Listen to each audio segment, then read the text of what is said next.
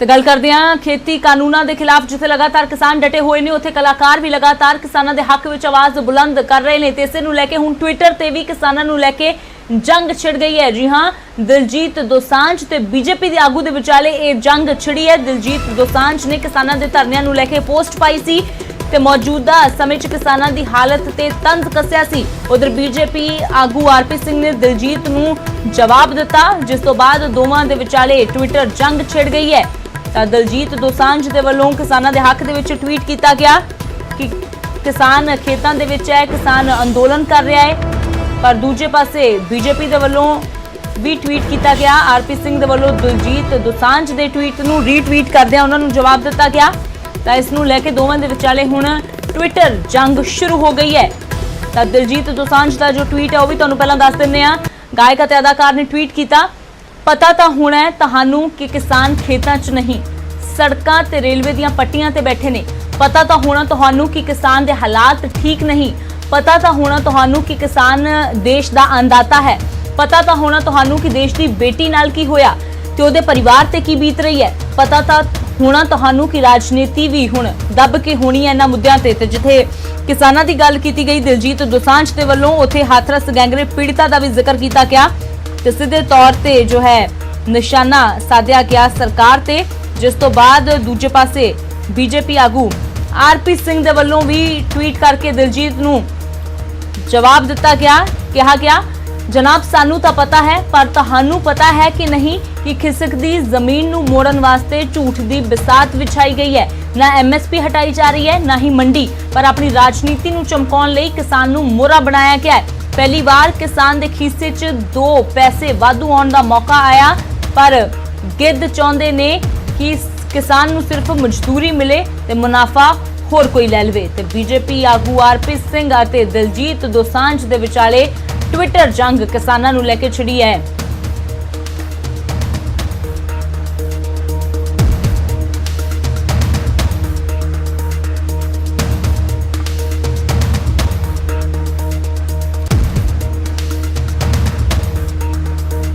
तो उधर खेती कानूनों के खिलाफ किसानों का रोह भी लगातार बढ़ता जा रहा है। 31 जथेबंदियां दे सदे ते जो रेल रोको अंदोलन की शुरुआत अणमिथे समय लिए 1 अक्तूबर तो किसानों ने की है। अज उसका तीसरा दिन है तो दिन रात किसान धरनियां ते डटे हुए ने। रेलवे ट्रैकों ते जाम लगाए हुए ने, धरने लगाए हुए ने। किसानों की केंद्र सरकार नूं चेतावनी है कि कानून वापस ना होने तक रेलवे लाइनां ते ही डटे रहांगे। किसानों ने कहा कि यह लड़ाई हुण साडे वजूद की लड़ाई बन गई है। तो किसानों के इस प्रदर्शन दे विच औरतां ते बच्चे भी वड्डी गिणती दे विच शामिल ने। लगातार तीजे दिन भी रेलवे लाइनां ते किसान डटे हुए ने। इस तो पहलां भी खेती कानूनों के खिलाफ लगातार किसान मजदूर संघर्ष कमेटी के बैनर हेठ रेलवे ट्रैक जाम किए गए सी।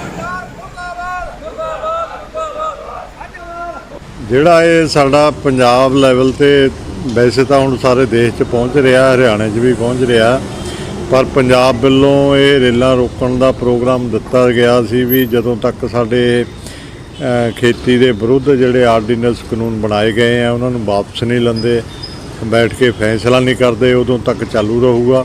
साडा जिहड़ा लगातार अनमिथे समय लई चल रहा है ये धरना, ये 24 लगातार ही चल रहा, दिन रात चल रहा है।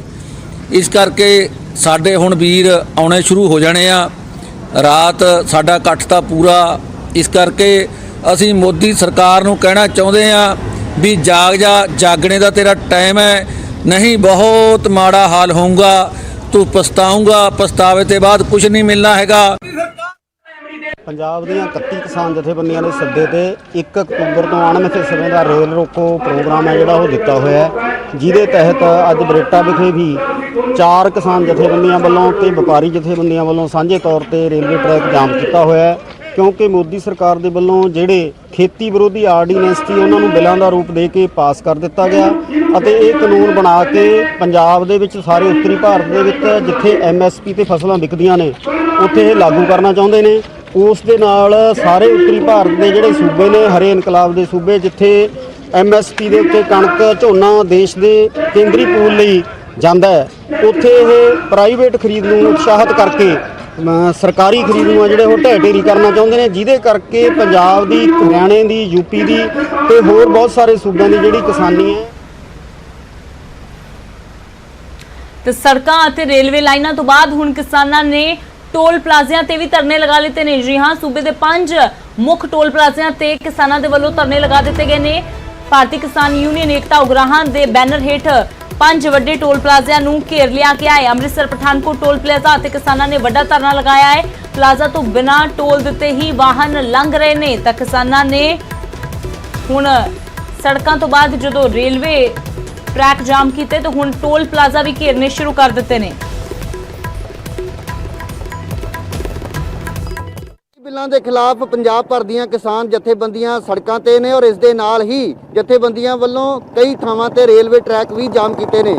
ਪਰ ਇਸ ਵੇਲੇ ਮੈਂ ਅੰਮ੍ਰਿਤਸਰ ਪਠਾਨਕੋਟ ਹਾਈਵੇ ਤੇ ਹਾਂ, ਜਿੱਥੇ ਤੁਸੀਂ ਦੇਖ ਸਕਦੇ ਹੋ ਕਿ ਭਾਰਤੀ ਕਿਸਾਨ ਯੂਨੀਅਨ ਏਕਤਾ ਉਗਰਾਹਾਂ ਵੱਲੋਂ ਜੋ ਹੈ ਉਹ ਨੈਸ਼ਨਲ ਹਾਈਵੇ 54 ਦੇ ਉੱਪਰ ਜਿਹੜਾ ਟੋਲ ਪਲਾਜ਼ਾ ਉਸ ਨੂੰ ਬੰਦ ਕਰ ਦਿੱਤਾ ਗਿਆ ਹੈ ਔਰ ਇੱਥੇ ਪੱਕਾ ਮੋਰਚਾ ਕਿਸਾਨਾਂ ਵੱਲੋਂ ਲਗਾ ਦਿੱਤਾ ਗਿਆ ਔਰ ਇਸ ਟੋਲ ਪਲਾਜ਼ਾ ਤੋਂ ਜਿੰਨੇ ਵੀ ਵਾਹਨ ਨਿਕਲ ਰਹੇ ਨੇ ਉਹਨਾਂ ਕੋਲੋਂ ਟੋਲ ਟੈਕਸ ਜਿਹੜਾ ਉਹ ਨਹੀਂ ਲਿਆ ਜਾ ਰਿਹਾ। ਤਾਂ ਕਿਸਾਨਾਂ ਦਾ ਕਿਉਂ ਇੱਥੇ ਮੋਰਚਾ ਲਗਾਇਆ ਗਿਆ, ਇਹਨਾਂ ਵੱਲੋਂ ਕੀ ਇਸ ਦਾ ਮਕਸਦ ਹੈ, ਇਹ ਅਸੀਂ ਕਿਸਾਨਾਂ ਤੋਂ ਜਾਣਨ ਦੀ ਕੋਸ਼ਿਸ਼ ਕਰਦੇ ਹਾਂ। ਪਰ ਤੁਸੀਂ ਦੇਖ ਸਕਦੇ ਹੋ ਕਿ ਇਸ ਵੇਲੇ ਜਿੰਨੇ ਵੀ ਵਾਹਨ ਨੇ, ਜਿੰਨੀਆਂ ਵੀ ਗੱਡੀਆਂ ਨੇ, ਭਾਵੇਂ ਉਹ ਪਠਾਨਕੋਟ ਤੋਂ ਅੰਮ੍ਰਿਤਸਰ ਵਾਲੇ ਪਾਸੇ ਆਉਂਦੀਆਂ ਹੋਣ ਜਾਂ ਅੰਮ੍ਰਿਤਸਰ ਤੋਂ ਪਠਾਨਕੋਟ ਵਾਲੇ ਪਾਸੇ, ਤਾਂ ਬਿਨਾਂ ਟੋਲ ਦਿੱਤੇ ਇੱਥੋਂ ਸਾਰੀਆਂ ਗੱਡੀਆਂ ਜਿਹੜੀਆਂ ਨੇ ਉਹ ਜਿਹੜੀਆਂ ਲੰਘ ਰਹੀਆਂ ਨੇ। ਔਰ ਟੋਲ ਪਲਾਜ਼ਾ ਦੇ ਬਾਹਰ ਆ ਕੇ ਧਰਨਾ ਦੇਣ ਦਾ ਮਕਸਦ ਕੀ ਹੈ, ਇੱਥੇ ਕਿਸਾਨ ਜਥੇਬੰਦੀ ਦੇ ਜਿਹੜੇ ਆਗੂ ਨੇ ਉਹਨਾਂ ਦੇ ਨਾਲ ਵੀ ਅਸੀਂ ਗੱਲਬਾਤ ਕਰਨ ਦੀ ਕੋਸ਼ਿਸ਼ ਕਰਦੇ ਹਾਂ ਕਿ ਕੀ ਇੱਥੇ ਬੈਠਣ ਦਾ ਇਹਨਾਂ ਦਾ ਮਕਸਦ ਹੈ ਔਰ ਟੋਲ ਪਲਾਜ਼ਾ ਨੂੰ ਬੰਦ ਕਰਕੇ ਕਿਸਾਨ ਜਿਹੜੀ ਆਪਣੀ ਆਵਾਜ਼ ਕੇਂਦਰ ਸਰਕਾਰ ਤੱਕ ਕਿਸ ਤਰੀਕੇ ਦੇ ਨਾਲ ਪਹੁੰਚਾ ਸਕਦੇ ਆ। ਇੱਥੇ ਕਦੋਂ ਤੋਂ ਤੁਹਾਡੇ ਵੱਲੋਂ ਮੋਰਚਾ ਸ਼ੁਰੂ ਕੀਤਾ ਗਿਆ ਔਰ ਕਦੋਂ ਤੱਕ ਜਾਰੀ ਰਹੇਗਾ? ਉਹ ਕਹਿੰਦੀਆਂ ਸਰਕਾਰਾਂ ਕਿ ਲੋਕ ਰਾਜ ਆ। ਕਾਹਦਾ ਲੋਕ ਰਾਜ ਆ ਜਦੋਂ ਕਾਨੂੰਨ ਬਣਾਉਣੇ ਆ ਕਿਸੇ ਨੂੰ ਪੁੱਛਿਆ ਨਹੀਂ ਜਾਂਦਾ। ਇਸ ਕਰਕੇ ਲੋਕ ਰਾਜ ਤਾਂ ਹੀ ਹੋਊਗਾ ਜੇ ਲੋਕਾਂ ਦੀ ਰਾਏ ਮੁਤਾਬਕ ਕਾਨੂੰਨ ਬਣਨਗੇ ਤਾਂ। ਪੰਜਾਬ ਦੀਆਂ ਸਿਆਸੀ ਪਾਰਟੀਆਂ ਵੀ ਇਹ ਦਾਅਵਾ ਕਰ ਰਹੀਆਂ ਕਿ ਅਸੀਂ ਕਿਸਾਨਾਂ ਦੇ ਹੱਕ ਦੇ ਵਿੱਚ ਆ, ਉਹ ਵੀ ਵੱਖਰੇ ਤੌਰ ਤੇ ਆਪਣਾ ਅੰਦੋਲਨ ਕਰ ਰਹੀਆਂ। ਉਹਨੂੰ ਕਿਸਾਨ ਕਿੱਦਾਂ ਦੇਖਦੇ? ਕੋਈ ਹੱਕ ਨਹੀਂ ਜੀ। ਆਪਣੇ 2020 ਦੇ ਜਿਹੜੇ 22 ਦੇ ਇਲੈਕਸ਼ਨ ਆ ਨਾ, ਉਹਦਾ ਕਰਕੇ ਇਹ ਤੁਰੇ ਫਿਰਨ ਡਏ ਆ। ਕੋਈ ਇਹਦੇ ਕਿਸਾਨਾਂ ਦੇ ਹੱਕ 'ਚ ਕੋਈ ਵੀ ਦੱਸੋ ਕਿਹੜੀ ਪਾਰਟੀ ਕਿਸਾਨਾਂ ਦੇ ਹੱਕ 'ਚ? ਕੋਈ ਕਾਂਗਰਸ, ਕੋਈ ਅਕਾਲੀ, ਕੋਈ ਆਮ ਆ। ਕੋਈ ਇੱਥੇ ਆਣ ਕੇ ਸਾਡੇ ਕੋਲ ਝੰਡੇ ਥੱਲੇ ਆਣ ਕੇ ਬਹਿ ਜਾਣ, ਆਪਣੇ ਝੰਡੇ ਛੱਡਣ, ਪਤਾ ਲੱਗੇ ਵੀ ਆਮ ਲੋਕ ਬੈਠੇ ਆ। ਇਹਦੇ 'ਚ ਅਕਾਲੀ ਦੇਖੋ ਕੱਲ ਕੋਈ ਉਹਨਾਂ ਦਾ ਅਕਾਲੀਆਂ ਦਾ ਕੋਈ ਧਰਨਾ ਹੈ। ਕੱਲ ਬੀਜੇਪੀ ਦੇ ਆਗੂਆਂ ਦਾ ਵਿਰੋਧ ਵੀ ਹੋਇਆ ਪਿੰਡਾਂ ਦੇ ਵਿੱਚ, ਤਾਂ ਕੀ ਜੇਕਰ ਹੋਰ ਪਿੰਡਾਂ ਦੇ ਵਿੱਚ ਸਿਆਸੀ ਆਗੂ ਆਉਂਦੇ ਨੇ ਤਾਂ ਉਹਨਾਂ ਦਾ ਵਿਰੋਧ ਕੀਤਾ ਜਾਏਗਾ? ਹਾਂਜੀ, ਜ਼ਰੂਰ ਕੀਤਾ ਜਾਏਗਾ। ਅਸੀਂ ਆਪ ਕਰਾਂਗੇ। ਜਿੱਥੇ ਬੀਜੇਪੀ ਦੇ ਆਉਂਦੇ ਆਗੂ ਉੱਥੇ ਹੀ ਵਿਰੋਧ ਜ਼ਰੂਰ ਕਰਾਂਗੇ। ਕੈਮਰਾਮੈਨ ਹਨੀਸ਼ ਕੁਮਾਰ ਦੇ ਨਾਲ ਰਾਜੀਵ ਸ਼ਰਮਾ, ਨਿਊਜ਼ 18 ਅੰਮ੍ਰਿਤਸਰ। ਤਾਂ ਗੱਲ ਕਰਦੇ ਹਾਂ ਹੁਣ ਬੀਜੇਪੀ ਦੀ। ਹੁਣ ਆਪਣੇ ਹੀ ਕਦੇ ਭਾਈਵਾਲ ਰਹੇ ਅਕਾਲੀ ਦਲ ਤੇ ਬੀਜੇਪੀ ਦੇ ਵੱਲੋਂ ਤਿੱਖੇ ਨਿਸ਼ਾਨੇ ਸਾਧੇ ਜਾ ਰਹੇ ਨੇ। ਖੇਤੀ ਕਾਨੂੰਨਾਂ ਦੇ ਖਿਲਾਫ ਅਕਾਲੀ ਦਲ ਜਿੱਥੇ ਲਗਾਤਾਰ ਬੀਜੇਪੀ ਨੂੰ ਘੇਰ ਰਿਹਾ ਤੇ ਬੀਜੇਪੀ ਦੇ ਵੱਲੋਂ ਵੀ ਪਲਟਵਾਰ ਕੀਤੇ ਜਾ ਰਹੇ ਨੇ। ਹਰਦੀਪ ਪੁਰੀ ਤੇ ਸੋਮ ਪ੍ਰਕਾਸ਼ ਦੇ ਵੱਲੋਂ ਕਿਹਾ ਗਿਆ ਕਿ 6 ਸਤੰਬਰ ਤੱਕ ਤਾਂ ਹਰਸਿਮਰਤ ਕੌਰ ਬਾਦਲ ਇਹਨਾਂ ਖੇਤੀ ਆਰਡੀਨੈਂਸਾਂ ਦੀ ਤਾਰੀਫ ਕਰ ਰਹੇ ਸੀ ਤੇ ਉਸ ਤੋਂ ਬਾਅਦ ਅਚਾਨਕ ਕੀ ਹੋ ਗਿਆ? ਉਹਨਾਂ ਕਿਹਾ 6 ਸਤੰਬਰ ਤੱਕ ਤਾਂ ਉਹਨਾਂ ਨੂੰ ਆਰਡੀਨੈਂਸ ਠੀਕ ਲੱਗਦੇ ਸੀ, ਪਰ ਹੁਣ ਜ਼ਮੀਨ ਖਿਸਕਦੀ ਦੇਖ ਅਕਾਲੀ ਦਲ ਨੇ ਆਪਣਾ ਸਟੈਂਡ ਬਦਲ ਲਿਆ ਹੈ। ਇੱਕ ਵਾਰ ਫਿਰ ਤੋਂ ਉਹਨਾਂ ਨੇ ਭਰੋਸਾ ਦਿੱਤਾ ਕਿ ਐਮਐਸਪੀ ਖਤਮ ਨਹੀਂ ਹੋਵੇਗੀ। ਉਹਨਾਂ ਕਿਹਾ ਖੇਤੀ ਕਾਨੂੰਨਾਂ ਬਾਰੇ ਗਲਤ ਪ੍ਰਚਾਰ ਕੀਤਾ ਜਾ ਰਿਹਾ ਹੈ। ਖੇਤੀਬਾੜੀ ਮੰਤਰੀ ਨੇ ਐਮਐਸਪੀ ਤੇ ਚਿੱਠੀ ਲਿਖ ਕੇ ਵੀ ਭਰੋਸਾ ਦਿੱਤਾ ਸੀ, ਪਰ ਅਕਾਲੀ ਦਲ ਹੁਣ ਸਿਆਸਤ ਕਰ ਰਿਹਾ ਹੈ। ਕੇਂਦਰ ਕਿਸਾਨਾਂ ਦੇ ਸਮੇਤ ਸਾਰੀਆਂ ਧਿਰਾਂ ਦੇ ਨਾਲ ਗੱਲ ਕਰਨ ਦੇ ਲਈ ਤਿਆਰ ਹੈ। ਇਹ ਵੀ ਹਰਦੀਪ ਪੁਰੀ ਦੇ ਵੱਲੋਂ ਕਿਹਾ ਗਿਆ ਹੈ। 6 ਸਤੰਬਰ ਦਾ ਮੈਂ ਬਿਆਨ ਪੜਿਆ। 6 ਸਤੰਬਰ ਤੱਕ ਇਹ ਕਿਹਾ ਜਾ ਰਿਹਾ ਸੀਗਾ ਕਿ opposition ਜਿਹੜੀ ਹੈਗੀ to the farm bills, it is not thought through, ਇਹ ਗਲਤ ਹੈ and it is political opportunism। ਇਹ ਗੱਲ ਸੀਗੀ 6 ਸਤੰਬਰ ਤੱਕ। ਉਹ ਕਹਿੰਦੇ ਨੇ ਕਿ ਉਹਨਾਂ ਨੇ ਇਹ ਮੁੱਦਾ ਉਠਾਇਆ ਸੀ, ਕਿੱਥੇ ਉਠਾਇਆ ਸੀ, ਕਦੋਂ ਉਠਾਇਆ ਸੀ, I don't have knowledge। ਜਿਹੜੇ ਸਾਡੇ ਸੀਨੀਅਰ ਕੋਲੀਗ ਨੇ, ਐਗਰੀਕਲਚਰ ਮਿਨਿਸਟਰ ਨੇ, ਉਹਨਾਂ ਨੂੰ ਪੁੱਛਿਆ ਗਿਆ ਕਿ ਤੁਸੀਂ ਲਿਖੇ ਤੇ ਦੇ ਸਕਦੇ ਹੋ ਕਿ ਅਸੀਂ ਐਮਐਸਪੀ ਨੂੰ ਨਹੀਂ ਹਟਾਵਾਂਗੇ? ਉਹਨਾਂ ਨੇ ਕਿਹਾ ਇਹ ਲਓ ਲਿਖੇ ਤੇ ਚਿੱਠੀ ਲਾ ਲਓ। ਮੈਂ ਕਿਹਾ ਜੀ ਕੋਈ ਸਾਡੇ ਅਲਾਏ ਰਹੇ ਨੇ, ਅਸੀਂ ਨਹੀਂ ਉਹਨਾਂ ਨੂੰ ਕੁਝ ਕਿਹਾ, ਖੁਦ ਛੱਡ ਗਏ ਨੇ। ਮਿਸ ਇਨਫੋਰਮੇਸ਼ਨ, डिसइंफॉर्मेशन, तो माफ करना मैं थोड़े जे शब्द जरा सख्त इस्तेमाल करने लगा। सरेआम झूठ फैलाया जा रहा है। वो की है कि जिहड़ी दिल्ली सेंट्रल गवर्नमेंट है, साडा कोई इरादा है कि असी MSP नो हटान जा रहे हैं।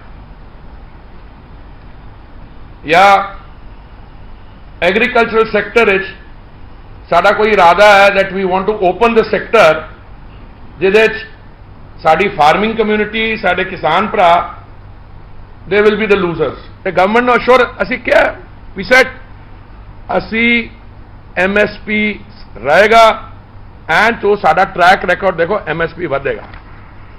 ਚਾਹੁੰਦੇ ਹੋ ਅਸੀਂ ਮੀਟਿੰਗ ਕਰੀਏ, ਅਸੀਂ ਕਰਨ ਨੂੰ ਤਿਆਰ ਹਾਂ, ਪਰ ਮੀਟਿੰਗ ਡਿਸਕਸ਼ਨ ਸਬਜੈਕਟ ਤੇ ਹੁੰਦੀ ਹੈ, ਉਹ ਟਰੈਕਟਰ ਜਲਾ ਕੇ ਨਹੀਂ ਹੁੰਦੀ। ਤਾਂ ਖੇਤੀ ਕਾਨੂੰਨਾਂ ਨੂੰ ਲੈ ਕੇ ਹੁਣ ਬੀਜੇਪੀ ਦੇ ਵੱਲੋਂ ਆਪਣੇ ਹੀ ਭਾਈਵਾਲ ਰਹਿ ਚੁੱਕੇ ਅਕਾਲੀ ਦਲ ਤੇ ਨਿਸ਼ਾਨੇ ਸਾਧੇ ਜਾ ਰਹੇ ਨੇ। ਕਿਹਾ ਜਾ ਰਿਹਾ ਕਿ 6 ਸਤੰਬਰ ਤੱਕ ਤਾਂ ਅਕਾਲੀ ਦਲ ਨੂੰ ਸਭ ਕੁਝ ਠੀਕ ਲੱਗ ਰਿਹਾ ਸੀ। ਹਰਸਿਮਰਤ ਕੌਰ ਬਾਦਲ ਨੂੰ ਇਹਨਾਂ ਆਰਡੀਨੈਂਸਾਂ ਦੇ ਵਿੱਚ ਕੋਈ ਵੀ ਗਲਤੀ ਨਹੀਂ ਲੱਗ ਰਹੀ ਸੀ, ਤਾਂ ਫਿਰ ਅਚਾਨਕ ਆਪਣੀ ਸਿਆਸੀ ਜ਼ਮੀਨ ਖਿਸਕਦੀ ਦੇਖ ਅਕਾਲੀ ਦਲ ਨੂੰ ਸਟੈਂਡ ਬਦਲਣਾ ਪੈ ਗਿਆ। ਤਾਂ ਇੱਕ ਵਾਰ ਫਿਰ ਤੋਂ ਬੀਜੇਪੀ ਨੇ ਇਹ ਦੁਹਰਾਇਆ ਕਿ MSP ਖਤਮ ਨਹੀਂ ਹੋਵੇਗੀ ਤੇ ਕੇਂਦਰ ਜਿਹੜਾ ਹੈ ਕਿਸਾਨਾਂ ਸਮੇਤ ਸਾਰੀਆਂ ਤਰ੍ਹਾਂ ਦੇ ਨਾਲ ਗੱਲਬਾਤ ਕਰਨ ਦੇ ਲਈ ਵੀ ਤਿਆਰ ਹੈ। ਪਰ ਬੇਸ਼ੱਕ ਬੀਜੇਪੀ ਵੱਲੋਂ ਬਾਰ-ਬਾਰ ਸਪਸ਼ਟੀਕਰਨ ਦਿੱਤੇ ਜਾ ਰਹੇ ਨੇ, ਪਰ ਖੇਤੀ ਕਾਨੂੰਨਾਂ ਦੇ ਖਿਲਾਫ ਸਿਆਸਤ ਲਗਾਤਾਰ ਪੱਕੀ ਹੋਈ ਹੈ।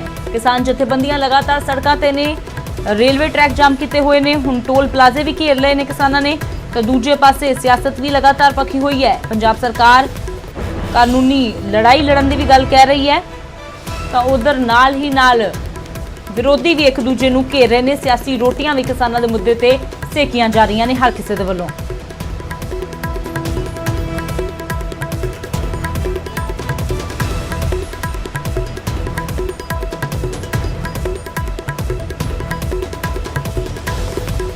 ਤਾਂ ਖੇਤੀ ਕਾਨੂੰਨਾਂ ਨੂੰ ਲੈ ਕੇ ਬੀਜੇਪੀ ਦਾ ਆਪਣੇ ਹੀ ਭਾਈਵਾਲ ਰਹਿ ਚੁੱਕਿਆ ਅਕਾਲੀ ਦਲ ਤੇ ਤਿੱਖਾ ਪਲਟਵਾਰ। ਫਿਲਹਾਲ ਇੱਕ ਹੋਰ ਛੋਟੇ ਜਿਹੇ ਬ੍ਰੇਕ ਦੇ ਲਈ ਰੁਕਦੇ ਹਾਂ। ਤੋਂ ਉੱਚੀ ਤੇ ਲੰਬੀ ਅਟਲ ਟਨਲ ਦੀ ਜਿਹੜੀ ਭਾਰਤ ਦੇ ਵਿੱਚ ਅੱਜ ਦੇਸ਼ ਨੂੰ ਸਮਰਪਿਤ ਕਰ ਦਿੱਤੀ ਗਈ ਹੈ। ਜੀ ਹਾਂ, ਮਨਾਲੀ ਪਹੁੰਚੇ ਪ੍ਰਧਾਨ ਮੰਤਰੀ ਨਰਿੰਦਰ ਮੋਦੀ ਨੇ ਉਦਘਾਟਨ ਕੀਤਾ ਇਸ ਅਟਲ ਟਨਲ ਦਾ, ਜਿਹੜੀ ਕਰੀਬ 10 ਸਾਲ ਦੇ ਇੰਤਜ਼ਾਰ ਤੋਂ ਬਾਅਦ ਅੱਜ ਬਣ ਕੇ ਤਿਆਰ ਹੋਈ ਤੇ ਦੇਸ਼ ਵਾਸੀਆਂ ਨੂੰ ਸਮਰਪਿਤ ਕਰ ਦਿੱਤੀ ਗਈ ਹੈ। ਪ੍ਰਧਾਨ ਮੰਤਰੀ ਨਰਿੰਦਰ ਮੋਦੀ ਪਹੁੰਚੇ, ਉਸ ਤੋਂ ਬਾਅਦ ਇਹ ਉਦਘਾਟਨ ਕੀਤਾ ਗਿਆ ਤੇ ਸੰਬੋਧਨ ਵੀ ਕੀਤਾ ਹੈ ਪ੍ਰਧਾਨ ਮੰਤਰੀ ਨੇ ਵੱਖ-ਵੱਖ ਥਾਵਾਂ ਤੇ। ਆਪਣਾ ਤਸਵੀਰਾਂ ਤੁਹਾਨੂੰ ਦਿਖਾ ਰਹੇ ਹਾਂ, ਇਹ 5 ਤਸਵੀਰਾਂ ਤੁਸੀਂ ਦੇਖ ਰਹੇ ਹੋ। ਦੁਨੀਆ ਦੀ ਸਭ ਤੋਂ ਲੰਬੀ ਅਟਲ ਸੁਰੰਗ ਸ਼ੁਰੂ ਹੋ ਗਈ ਹੈ। PM ਮੋਦੀ ਨੇ ਉਦਘਾਟਨ ਕੀਤਾ ਹੈ, ਜਿਸ ਦੇ ਨਾਲ ਸਭ ਤੋਂ ਵੱਡੀ ਸੌਗਾਤ ਮਨਾਲੀ ਅਤੇ ਲਾਹੌਲ ਸਪੀਤੀ ਦੇ ਲੋਕਾਂ ਨੂੰ ਮਿਲੀ ਹੈ, ਜਿਨ੍ਹਾਂ ਦੇ ਵਿਚਾਲੇ ਦੀ ਦੂਰੀ ਘੱਟ ਹੋ ਗਈ ਹੈ। 2.5 ਘੰਟੇ ਦਾ ਸਫ਼ਰ ਹੁਣ 15 ਮਿੰਟ 'ਚ ਤੈਅ ਹੋਵੇਗਾ।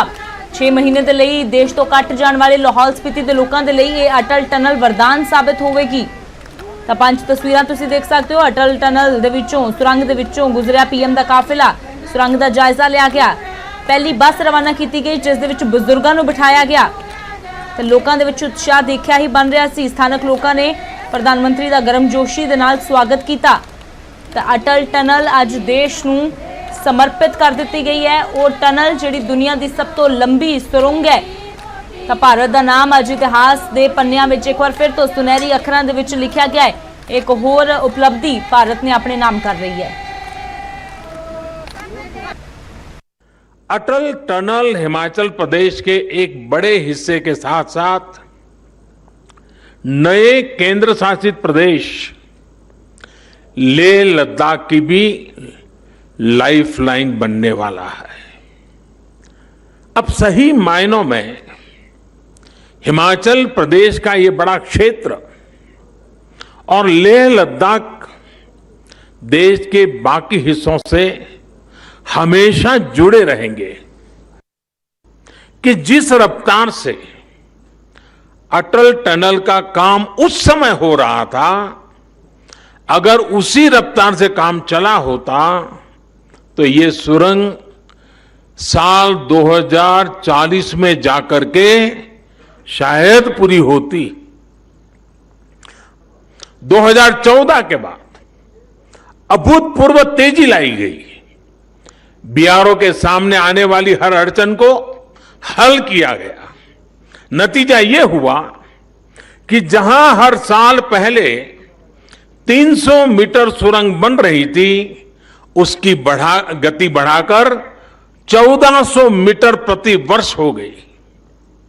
सिर्फ 6 साल में हमने 26 साल का काम पूरा कर लिया।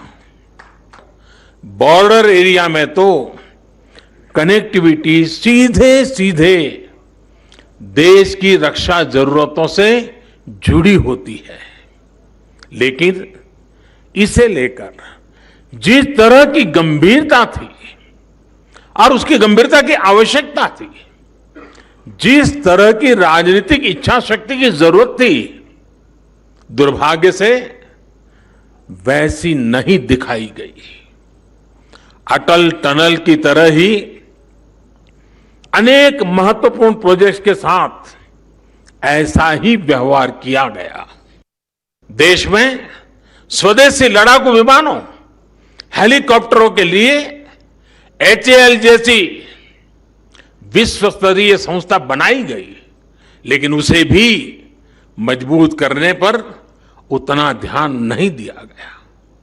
बरसों तक सत्ता में बैठे लोगों के स्वार्थ ने हमारी सैन्य क्षमताओं को मजबूत होने से रोका है, उसका नुकसान किया है।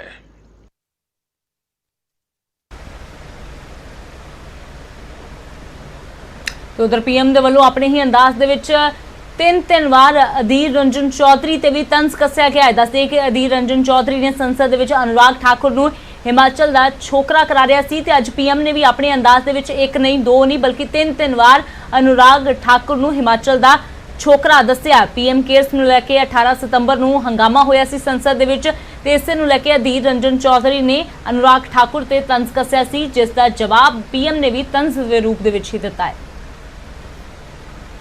फिर बीच में कहा के वो हिमाचल के छोकरा कहां से आ गए, एक गधे कहां से आ गए, बीच में आके सारे बाजार खराब कर दिए, सारे बाजार खराब कर दिए।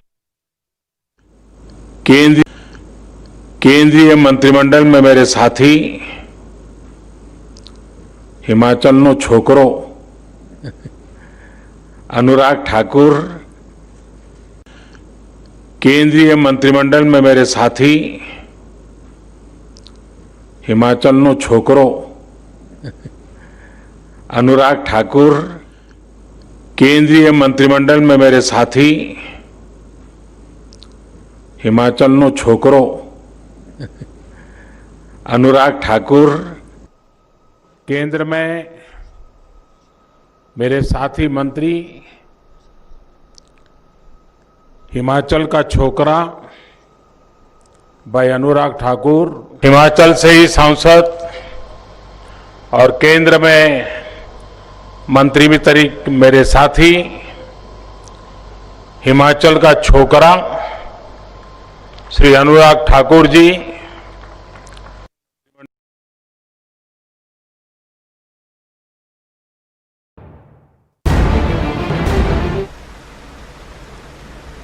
ਤੇ ਗੱਲ ਕਰਦੇ ਹਾਂ ਲੋਨ ਮੈਟਰੀਟੋਰੀਅਮ ਦੀ, ਜਿਸ ਤੇ ਕੇਂਦਰ ਦੇ ਵੱਲੋਂ ਵੱਡੀ ਰਾਹਤ ਦਿੱਤੀ ਗਈ ਹੈ। ਹੁਣ 2 ਕਰੋੜ ਦੇ ਲੋਨ ਤੇ ਨਹੀਂ ਲਿਆ ਜਾਵੇਗਾ ਵਿਆਜ ਤੇ ਵਿਆਜ। ਜੀ ਹਾਂ, ਇਹ ਵੱਡੀ ਰਾਹਤ ਦਿੱਤੀ ਗਈ ਹੈ ਕੇਂਦਰ ਸਰਕਾਰ ਦੇ ਵੱਲੋਂ ਲੋਨ ਮੈਰੀਟੋਰੀਅਮ ਤੇ। ਕੋਰੋਨਾ ਮਹਾਮਾਰੀ ਦੇ ਮੱਦੇਨਜ਼ਰ ਇਹ ਫੈਸਲਾ ਲਿਆ ਗਿਆ ਹੈ। ਕੇਂਦਰ ਨੇ ਸੁਪਰੀਮ ਕੋਰਟ ਦੇ ਵਿੱਚ ਹਲਫਨਾਮਾ ਦਾਇਰ ਕਰਕੇ ਜਾਣਕਾਰੀ ਦਿੱਤੀ ਹੈ। ਦਰਅਸਲ ਕੇਂਦਰ ਸਰਕਾਰ ਦੇ ਵੱਲੋਂ ਦਿੱਤੀ ਗਈ ਇਹ ਛੋਟ MSMEs loan, education, housing, consumer, auto loans and credit card dues ਤੇ ਦਿੱਤੀ ਗਈ ਹੈ। ਵਿੱਤ ਮੰਤਰਾਲੇ ਵੱਲੋਂ ਜਾਰੀ ਬਿਆਨ ਦੇ ਮੁਤਾਬਕ ਕੇਂਦਰ ਵੱਲੋਂ ਮਾਫ ਕੀਤੇ ਵਿਆਜ ਦੇ ਨਾਲ ਬੈਂਕ ਤੇ 6 ਲੱਖ ਕਰੋੜ ਰੁਪਏ ਦਾ ਵਾਧੂ ਬੋਝ ਪਵੇਗਾ। ਮਾਮਲੇ ਦੇ ਵਿੱਚ ਸੋਮਵਾਰ ਨੂੰ ਫਿਰ ਤੋਂ ਸੁਣਵਾਈ ਹੋਵੇਗੀ, ਪਰ ਫਿਲਹਾਲ ਲੋਨ ਮੈਰੀਟੋਰੀਅਮ ਤੇ ਕੇਂਦਰ ਦੇ ਵੱਲੋਂ ਵੱਡੀ ਰਾਹਤ ਦਿੰਦਿਆਂ 2 ਕਰੋੜ ਦੇ ਲੋਨ ਤੇ ਵਿਆਜ ਨਾ ਲਗਾਉਣ ਦੀ ਜਿਹੜੀ ਹੈ ਉਹ ਰਾਹਤ ਦਿੱਤੀ ਗਈ ਹੈ।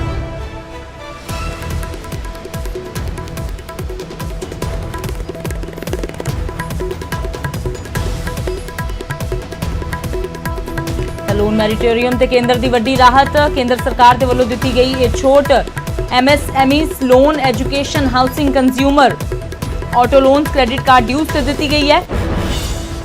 ਹਾਲਾਂਕਿ ਵਿੱਤ ਮੰਤਰਾਲੇ ਦੇ ਵੱਲੋਂ ਜਾਰੀ ਬਿਆਨ ਮੁਤਾਬਕ ਕੇਂਦਰ ਵੱਲੋਂ ਮਾਫ ਕੀਤੇ ਵਿਆਜ ਦੇ ਨਾਲ ਬੈਂਕ ਤੇ 6 ਲੱਖ ਕਰੋੜ ਰੁਪਏ ਦਾ ਵਾਧੂ ਬੋਝ ਪਵੇਗਾ। ਮਾਮਲੇ 'ਚ ਹਾਲਾਂਕਿ ਸੋਮਵਾਰ ਨੂੰ ਫਿਰ ਤੋਂ ਸੁਣਵਾਈ ਹੋਵੇਗੀ ਤਾਂ 2 ਕਰੋੜ ਦੇ ਲੋਨ ਤੇ ਹੁਣ ਵਿਆਜ ਤੇ ਵਿਆਜ ਨਹੀਂ ਲੱਗੇਗਾ।